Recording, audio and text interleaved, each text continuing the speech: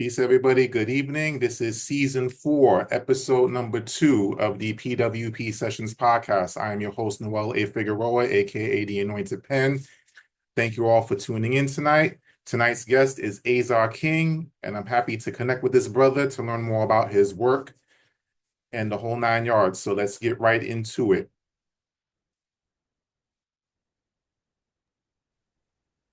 Now, for those of you that may not be familiar with this podcast, the P.W.P Sessions or the Pause for Purpose Sessions podcast is a podcast I created where I interview new or established authors of poetry, rappers, or MCs, feature a performance of their work, along with an audience Q&A session.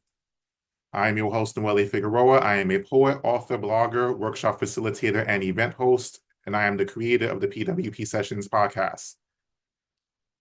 Tonight's guest is Azar King, and this is his bio. Poet, father, creator, and CAO, curator, and originator, Mr. Goddamn himself has been part of the Say What Slam team for 3 years, a national poet who tornadoes twist his visions into reality. His style is a twist of tales, photographic creativity, and a walking metaphor. His pen came into existence at the age of 5 and hasn't been put down yet. He keeps a motto tucked deep in mind and heart, and that's to never give up. With a signature sound of goddamn bellowing from his mouth at random times, but always on point for the moment. Everything that you will receive from him is the scriptures of his legacy. You can find him at sign Azar King 3 on Instagram, at sign King Azar 315 on TikTok, at sign Azar King on Facebook, and at sign Professor X Poet 20 on Snapchat. Other than that, check the weather forecast because he's a goddamn tornadoes and you never know where he may land. Now, ladies and gentlemen, I introduce to you Azar King.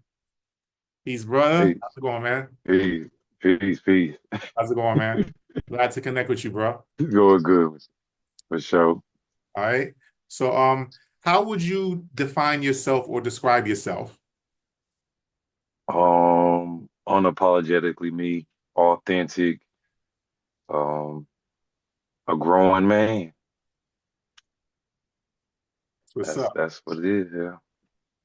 Now you say you, according to your bio, you said you started around age 5. Can you share with our audience like exactly what motivated you to get into poetry? Well, I grew up in a domestic violence home, so being that my mom and me used to get beat on by my dad whenever, she was getting abused on, poetry started becoming my escape. It kind of started with the music a little bit first, but I realized later on in the years that what I was doing back then was poetry. So that became my escape from the trauma that I was dealing with in that time. When I when you began writing, what specifically were you talking about with your writing? Like, was it like in addition to your like life experiences, like what specifically were you talking about? Well, being a young male at that time, it was like, the roses are red, violets are blue, trying to, get a female or some type stuff. Right, right. Um, I would say that probably around 7, it kind of started developing in me telling myself story, you know what I mean, as far as um being a black kid in a area that was still somewhat under racism. And then because of my father's past, people didn't know me as my real name, they just knew me of his past. So I would just write about being angry or what I know now is depression of, that was me being depressed. Right, right. Now, what would you say was your motivation to keep up with the poetry? Like, what motivates you as a writer and a poet? Um, well, if y'all don't know about me, I did 15 years in the federal prison, because I was living the street life, selling drugs and things like that. And so in that time that I had to sit down, I got to be able to see things in reality and in slow motion. So in that, it made me recognize that me being a writer, being a poet, a creative was part of my purpose. And so that drives me to deliver a message to hopefully deter people that's younger than me, possibly older than me, same age as me, that may be making the same decisions or thinking about making the same decisions, to deter from that, or if individuals ever battle with suicide, because I went through that and being incarcerated. So I tell my story of that being a perseverance, man, to never give up on yourself. What's up? Now, who or what would you say helped you to develop your skills as a writer and a poet? Lick Rick, Hmm. hands down, he to me, I mean, I think a lot of people would attest to it. He was one of the first artists that really added storytelling and kept you entertained in his storytelling. Um, Will Smith, he was another one because he was that first rapper that actually has a successful career based off an album that he first did that had no cursing in it, which is kind of hard to find these days when it comes to music. You won't find cursing, but he did it True. successfully. He didn't start doing his cursing until later on, like after Bad Boys, and he did Coming to Miami and things like that. And then Nas, his that song that he told the story about the gun, and then the song where he told it forward and then told it backwards. Mhm. Um, these individuals taught me how to challenge my mind to be more creative and be a great writer at what I do, and be able to be happy with my style of writing and not try to be like anybody else, but be myself. All right, right. That's what's up. Would I be correct in saying that your writing has been a way to help you heal from your experiences, and has your writing helped others to heal with the same or similar circumstances? It's still helping me heal because it's helping me interpret things that I've kept numb for so long. Um, and now that I'm a father, I'm entering 40 this year, so these pieces are always going to be reoccurring for me to become a better man for my child and for myself. And yes, I mean, social media wise, as far as doing it on social media, I've been doing it 7 years straight on social media, and I've had people that's 15, 16 that have come to me and told me like, after hearing your piece or hearing you talk the other night, you deterred me from taking my life. So that lets me know that what I'm doing is working. And it keeps me humble because I think that sometimes people get into chasing audiences, getting chasing followers, numbers, and things like that. And so when you have those encounters with people who genuinely need to hear those words, you realize that's going to have more value than any materialistic or dollar can ever give you.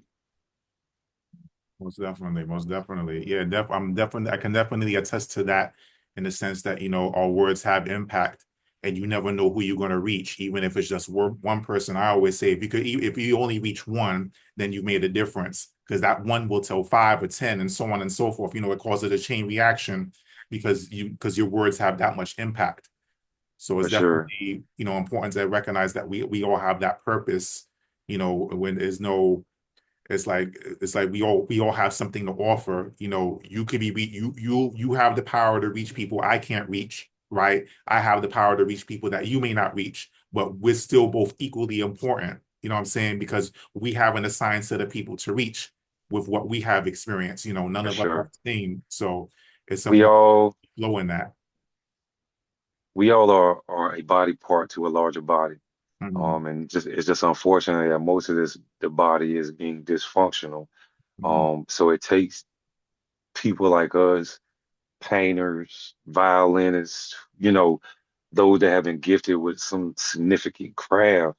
And I truly believe that those crafts that they've been gifted with, as well as ourselves, is for us to be the curators of life and narrate different narratives in the upcoming generation, and possibly in people who've been settled in a way for so long, but you have that tune that can break that barrier. You know what I mean? It might have been 30 people that came before you that Right. could have never got through, but you had that tune that broke that barrier because you have a man. I've had a piece that I've done, and I know this dude was, he's a tough, he's always carried that tough persona. Yeah. But when he heard this piece, he broke down. he started crying. And it could have, like I said, it could have been 100 people that came before me that try to penetrate his core. Right. But because I gave it in a relatable way, and he didn't see me as someone that was attacking him, but just Right. genuinely putting something out here that I dealt with personally, it broke that barrier. And Right. it's happened to me too. I've walked around serious a lot of my years because been taught before I understood what being a boy or a man was. Don't be emotional, Right. bury it. Exactly. You know what I mean? So when I get in those situations, I hold those situations dear to heart because I say, dang, I've been to a lot of slams or I've been to a lot of events, but this person right here had that piece that just smacked me around. You know, and that's the key too with our So writing. yeah, When we write, we gotta write from a place of transparency because people know when you faking it. But when you real, it'll hit. Most for definitely. sure. Most definitely. Now, like, can you describe like the like that feeling you had when you took the stage for the first time? Like, what was that like for you? Crazy, the crazy thing about it, because I was performing even while I call it the concrete ocean. I don't like to call it incarceration. I call it concrete ocean. Mhm. And I used to do about maybe 10, 15 things like reentry programs, waking up the mind and stuff like that. Um, but when I got released, and I did my first show, which was at City Soul Cafe in Raleigh, North Carolina. Um, I think that was like my trophy moment. Even before I performed, it was my trophy moment because I realized that I didn't give up on my vision. Even when people was telling me, "Oh, you ain't gonna be able to do it if you don't do this," or "You ain't gonna be able to do this if you don't go that way," or "Man, you ain't never gonna make it out of there." You know what I'm saying? And so for me to have stayed consistent and got out and made it to that point, it was like, yeah, I'm here. It's only up from here. All right. That's what's up. That's what's up. And you said the key word right there, consistency. Consistency is part of it, but it's also knowing too that, sometimes you gotta build by yourself. When it feels Hmm. like nobody's believing in you, sometimes you gotta build by yourself and keep moving until the people that see it join in. You know what I'm saying? But you can't wait on people to join in. Sometimes you just got to push through, and whoever's down is down, and whoever's Right. not is not. But knowing that you pushed through and got the results because you pushed through, that's what makes the difference. You know what I'm saying? Hmm. And even when you feel like you by yourself, you ain't by yourself. The people just ain't caught up yet.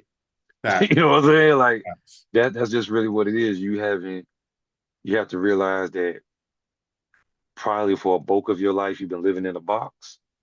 So Mhm. now that you're finally stepping outside of that box, you have to go through certain channels to finally get to those rooms of people that's going to connect with your spirit and your energy.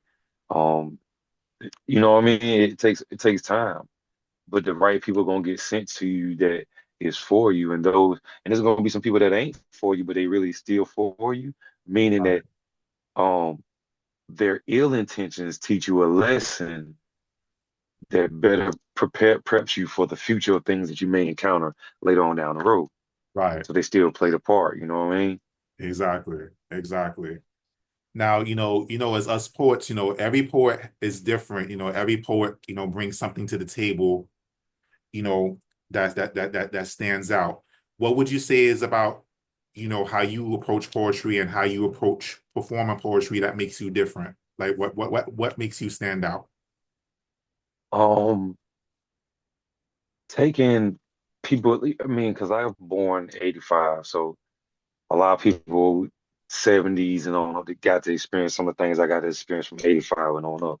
And so I think being able to take some of those um childhood eras, whether it's, you know, soap operas or some of your greatest TV shows or cartoons, and making them relevant to this time. And so a person can sit back and say, dang, I really didn't see that in that time that I was looking at it back then. But now that you've broke it down this way. Now I can see, you know what I mean? So I think that me being able to make it relevant to this time from that era to now. Most definitely, most definitely. Now, do you have you put out any books or been part of any anthologies yet? Um, sadly, no, and people be on my back about it all the time. Like, bro, when you gonna drop the book? When you gonna do this and that? Um, I feel that when the time is right for me to do that, I'm going to have this overwhelming feeling in my spirit, and that's when I'm going to know that I need to be doing that right then and there. And I think that I haven't. I got the work. I got stuff that books that I've written that are in manuscript forms. But I just don't think that it's. I don't think I've gotten to that point where I'm ready to release it yet. You know what I mean? I think that the time will present for me um to do that.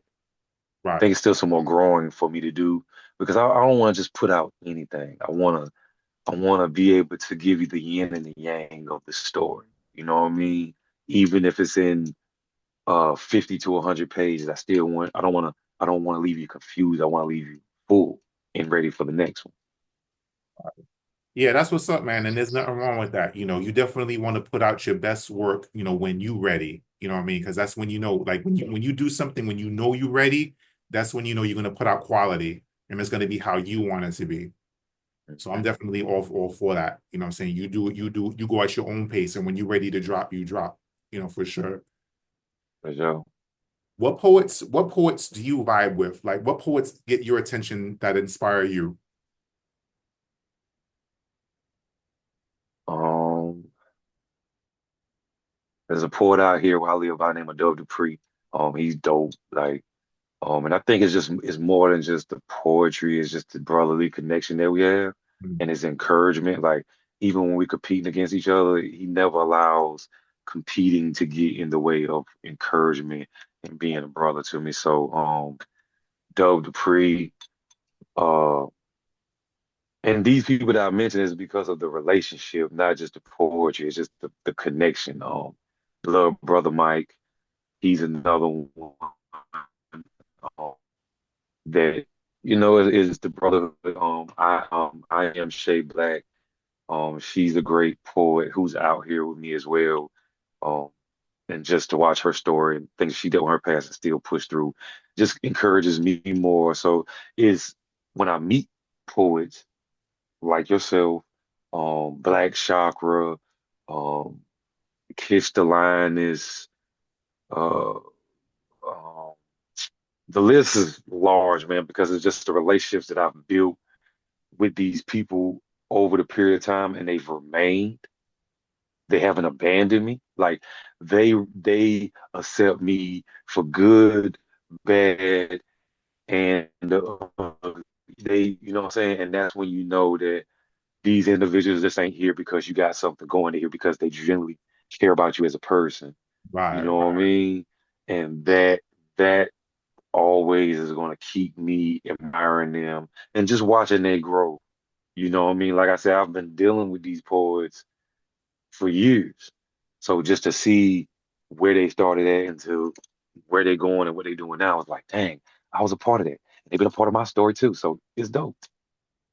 Yeah, most definitely, man. And that's what community is all about at the end of the day. You know what I mean? Especially when we're speaking about poets and the arts, that kind of community is needed and it makes a difference in terms of, how we function as a person and has as well as how we function when we perform and write. It makes a difference. Because like you said before, Right. it's like it helps remind us that we're not alone. We got somebody to turn to who can relate to what we're dealing with. So that's most For definitely on sure. point.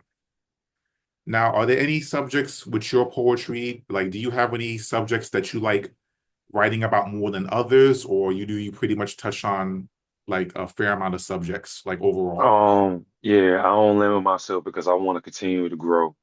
You know what I mean? I think that because I watched when the urban novels came on the scene, right? Mhm. If you get stuck writing one thing, when you finally strive to step outside of that, people have gotten so used to you writing that one thing, they're not Mhm. gonna be willing to accept anything else. Like, um, Denzel Washington did Training Day so many years ago, right? But Yeah, when people see him, they don't quote nothing from Fences or nothing like that. They always quote stuff from Training Day. right, You know what I mean? So I want to be able to be well-rounded in my writing so people are quoting a plethora of things from me and not just, oh, well, he's known just to write this. No, he's known to write everything. But right, just for me personally, um, the more I leave myself open to write about more things, the more I can heal as a person. right. You feel what I'm saying? Yeah, yeah, yeah. Most definitely, most definitely. Now let's talk about representation, right? Because I'm sure you heard that word thrown around in different circles for that for various different reasons. Now, in terms of speaking on who you are and what you stand for and what you're about in terms of being a poet and a performer, right? How important is it to you to make sure that you're representing yourself in your totality in your writing and when you're performing a poetry, in regards to, in regards to, race, religion, background, life experience, all the things that make you who you are. Like, how important is it to you to make sure that you're representing yourself in your totality through your work? I think is that's the main objective, to never lose yourself in this journey and always keep it based off authenticity. I think that's what, like, you'll hear a piece where people will attack one set, right? And so it'll go well with one side of the audience, but that one side that you're, that race or whatever you're attacking, now they're like, oh, yeah, you might be a dope poet, right? But because you didn't make it round enough. So I strive to stick to that, where if I am talking about pressing issues in the world, if I am talking about racism, if I am talking about um the LGBTQ community, whatever it may be, right?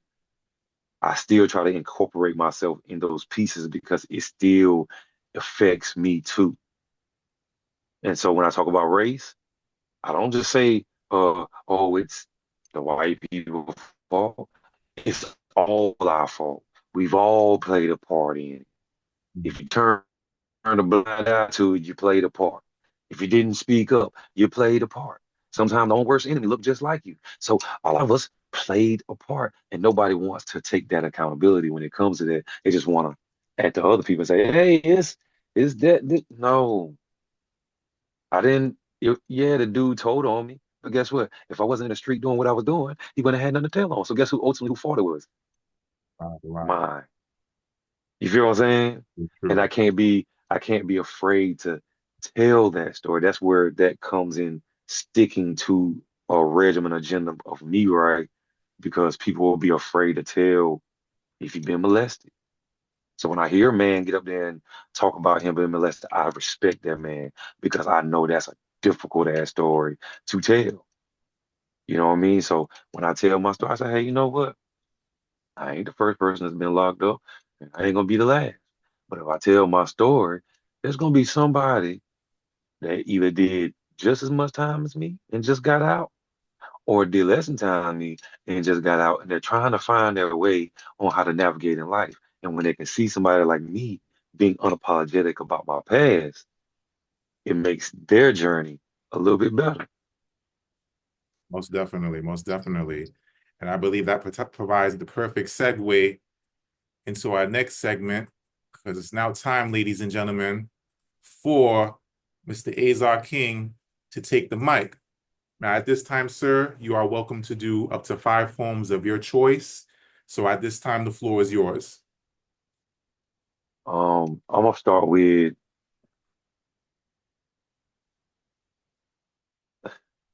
being a father changed me a lot. Like, it made me start seeing things differently. So, um, I've always seen myself as a hard man. Never really bought into emotion because it was something I was never taught. My father, my father was an imaginary friend I refused to talk to, and fatherhood only came when me and my friends played house. a tug of war between hide and seek, that hiding the true emotions and afraid to seek anything outside of broken. And I could have sworn I had the cheat code to trauma, an essence built from walls that creaked my mother's screams, combined with pillows cushioned with broken dreams. No R. Kelly, but prison became a closet I was trapped in. So the day her mother told me I was gonna be a father, emotions cartwheeled their way into my heart. The borderline walls of giving up came crashing down like striking bowling pins. My heart became a bowl of Campbell's soup melting snow away from me. I even questioned God in this moment, wondering why He had blessed me with such a gift of atonement. I cried tears of joy and pain at the same time to underline.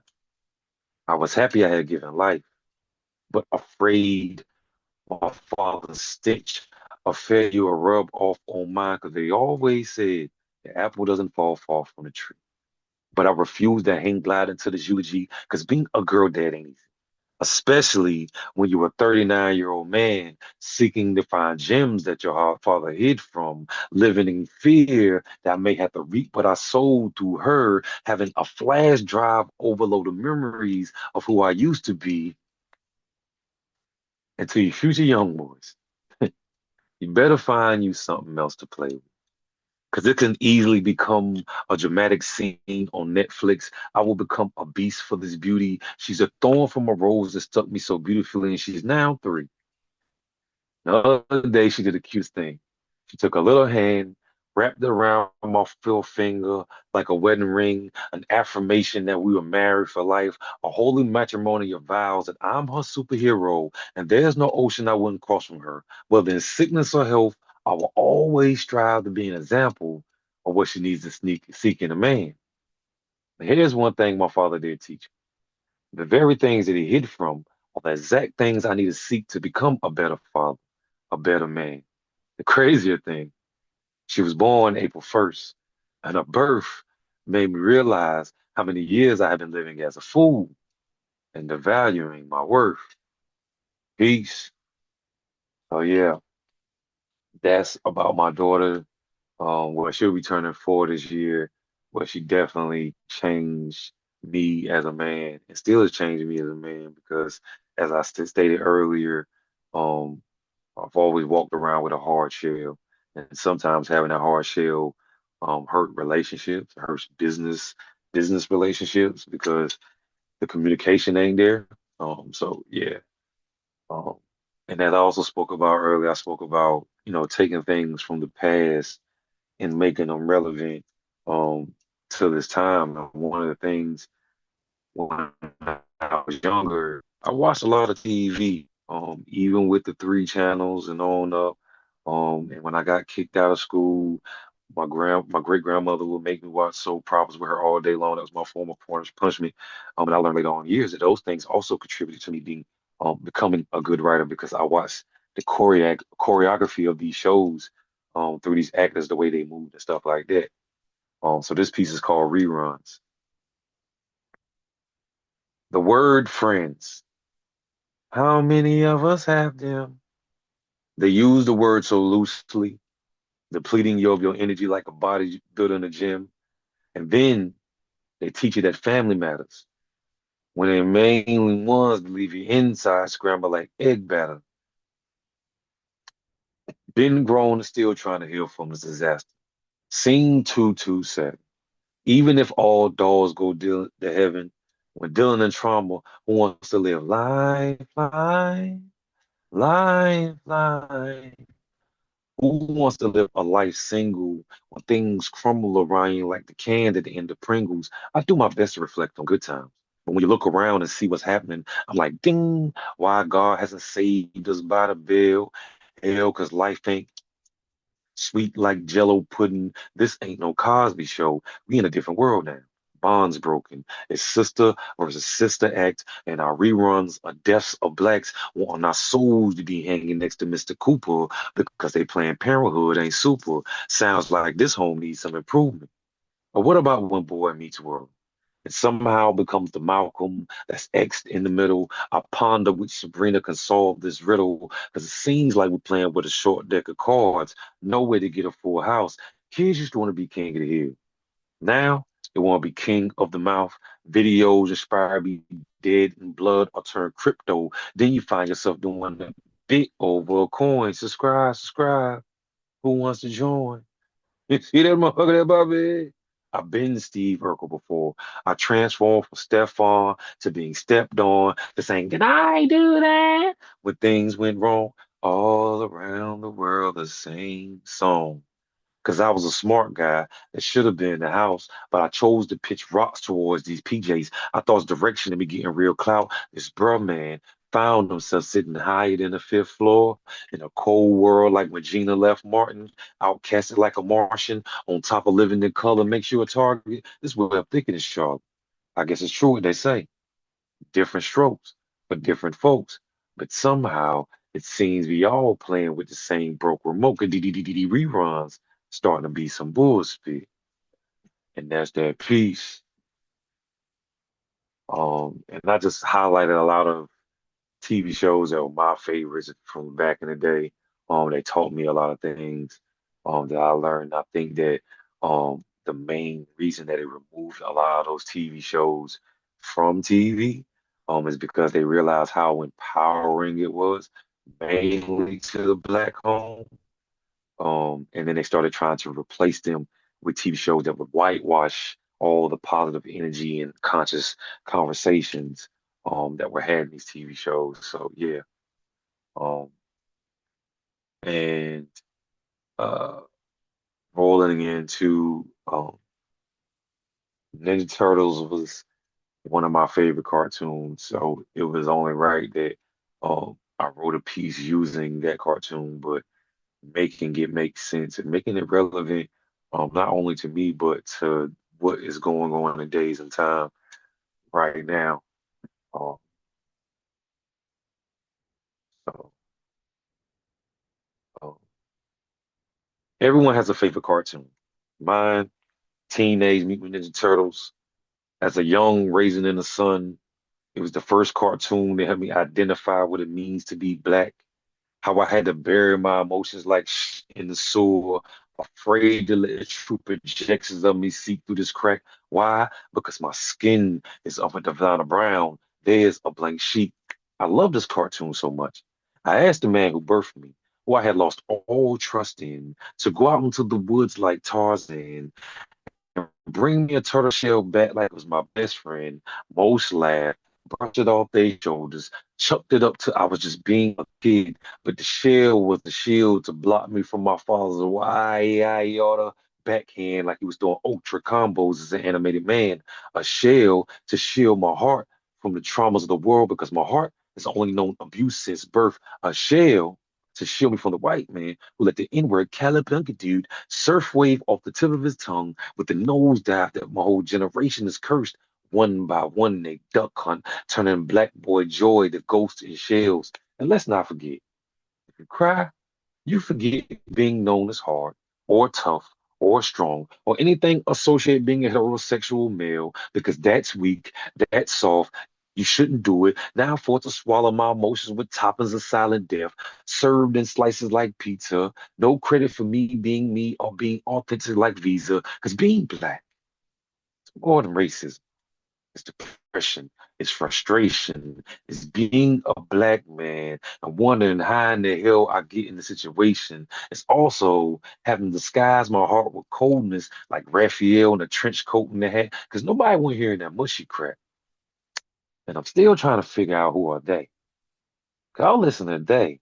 I'd have been dead or in jail, can't read, can't write. I wouldn't be here today. And yeah, I cried. My tears have built ocean waves of snaps and claps and laughters. I mutated my tongue to fine point ninja daggers. Best believe I got that stick and sling hockey pucks. But we ain't got to get into all that. I pulled the thorns from my side and became a master of my splinters. Hopped on my skateboard a healing to roll away from the trauma a day and find my center. So when I hear shit from Day, season one with the Old Bay. I toss them in the shredder with all those that say I can't do better. Poetically origami fold into a fine piece of art filled with bebops. And you know this rock steady, because I chose to take this shell and mutate the self-help equals living longer rather than play self and hell. So when I hear shit from they ain't got nothing on me. Peace. And that's that piece. It's called Shell Shock.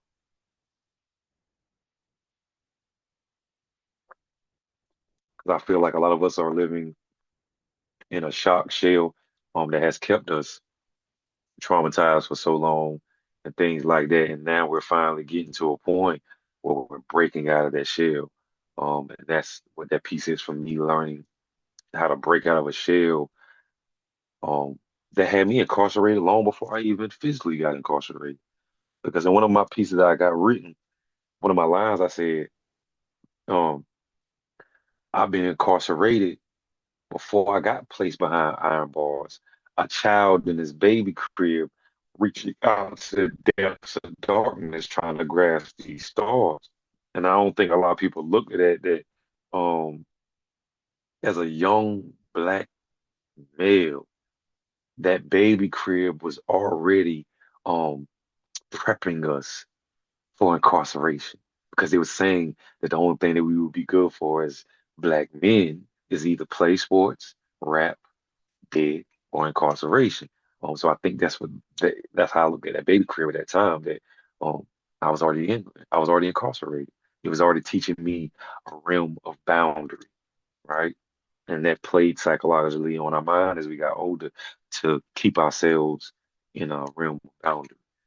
Um, let's see. Uh, trying to think. Another piece. Um, I remember they told me, Azar, there's no way you'll be able to do this. As if it was stolen scripts from Shakespeare's lips, and I was only doing this for play. I'm glad I ain't listening to that. Because they don't know how many nights I acrobat flip razors over my fingertips, contemplating to becoming violins on my wrist. They don't know how many times I call home to empty boxes of gifts. No Christmas. Fuck. I remember tossing rocks that transformed the boulders and bricks, the crashed mirrors into unforgiving fragments, reflections of fatherless times of protections, injecting myself with mental death like a syringe to a heroin that is taking his last breath. I used to bathe and wash myself down in death. I cried so many times.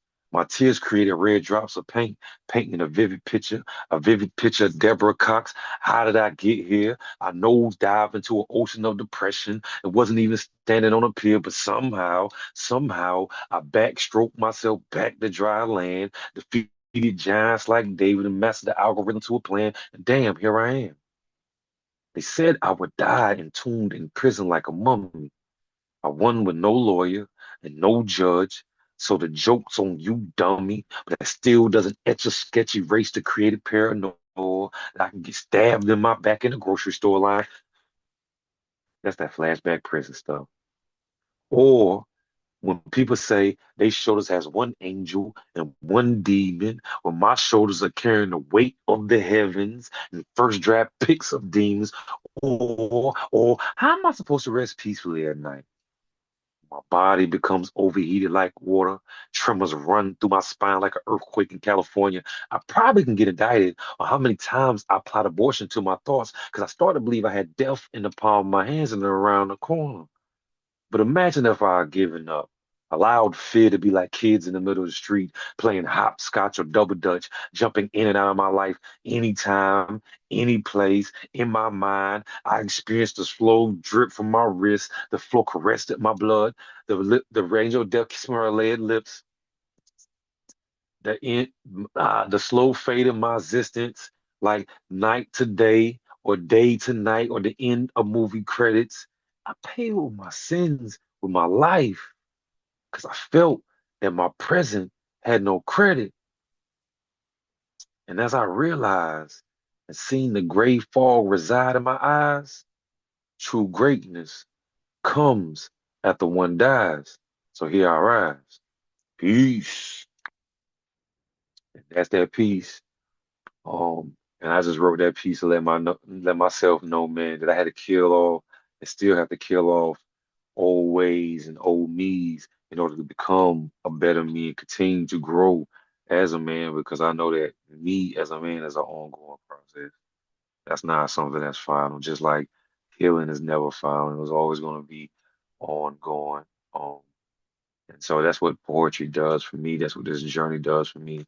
I know if you do know me and if you don't know me, you can see on my page I do many shows when it comes to slamming and just hitting the open mics or features and things like that. Um, and I do that mainly for myself first, to keep myself aware, to keep myself strong, to let me know that this ain't it for me, and I got more to come. Um, and everything else that comes with me doing this um, is a bonus. I got three P's in life: prepare, power, position. You prepare yourself, you create the power to put yourself in the position that you want to be. And that's what I'm doing, man. I'm just continuing to prepare myself to create the power that I want to put myself in those positions that I want to see for myself and what I want to see for my daughter's future. And that's all I got for y'all, man. Those are my pieces. Yes, yes, yes. Ladies and gentlemen, you just heard some legendary bars from Azar King. Yo, that you had bars for days, bro. I mean, just fire, straight fire pieces, bro. No question, no Appreciate question. that, man. Yeah, that was definitely on point for sure. Now we're gonna shift gears again for just a minute at this time. So we're gonna now just do a quick Q&A before we close out. And I'm gonna drop this question right here.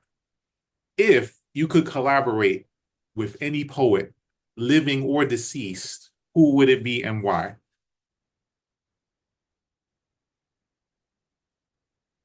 Man.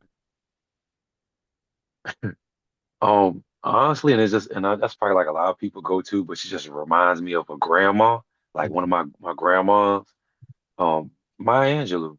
I think that would be a, I think that would be a great piece where we could write a piece where she played my grandma, you know what I'm saying? And I'm the young boy seeking wisdom from her. Um, living,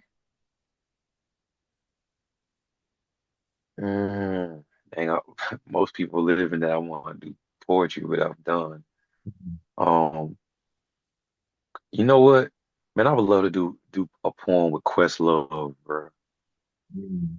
Yeah, he is a his mind between him and Andre 3000, their minds, I like their minds, man. I think that we could create of anything a good with a good orchestrated piece with some music involved. Right, right. Yeah, Yeah, that's some powerful choices of people right there for sure. Mother Maya, you yeah, can't front on Mother Maya. Queen Mother Maya, man, that would be fire. You know what I'm saying? And yeah, it's love, yeah, no, that would be fire for sure, for sure. yeah. When all is said and done, what would you want to hope to accomplish with your poetry? Um, hopefully helping to get poets and creators paid the way they're supposed to be paid when it comes to their craft for their worth. Um, and just being that example to my daughter, man, of what never giving up looks like. Like I want her to be able to take my past if somebody was to bring it up to her, because I don't shy away from it.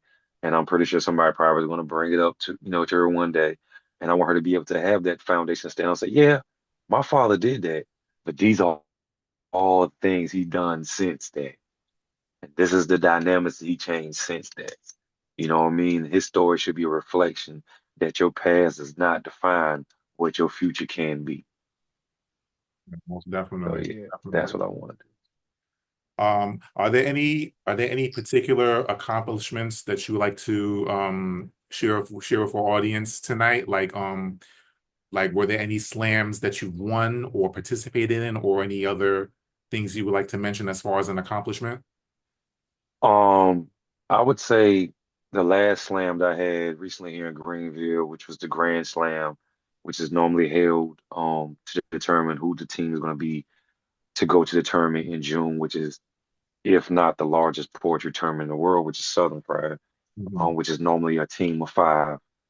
Um, and I did one of those pieces. It was a new piece.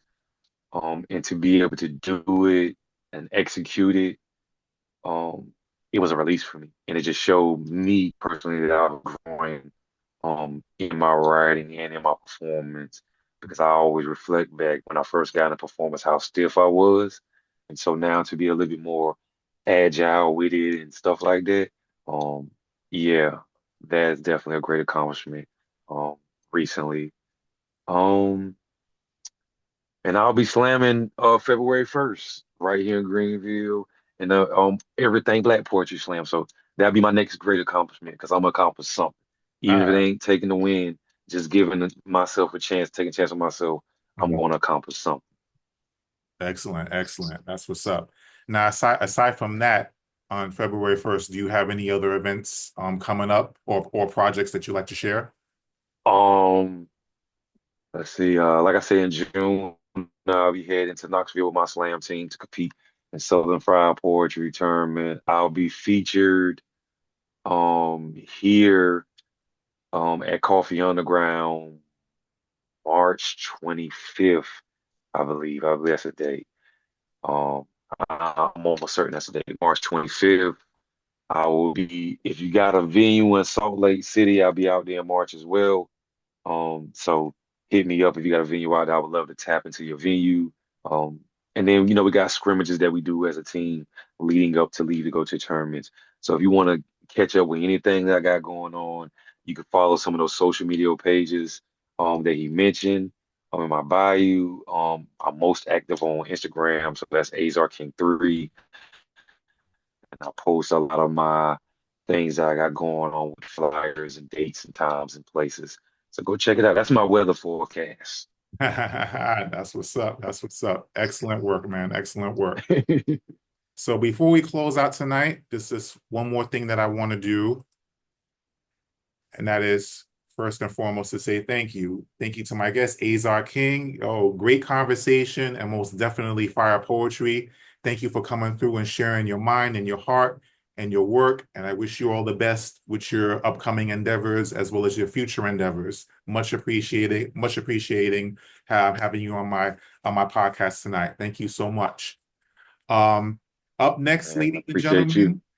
gentlemen, no doubt, man, no doubt. Coming up on February 22nd, I'm planning a Black History Month open mic um, for Poets with Purpose. It's going to be Saturday, February 22nd, 2025, approximate time 8 p.m.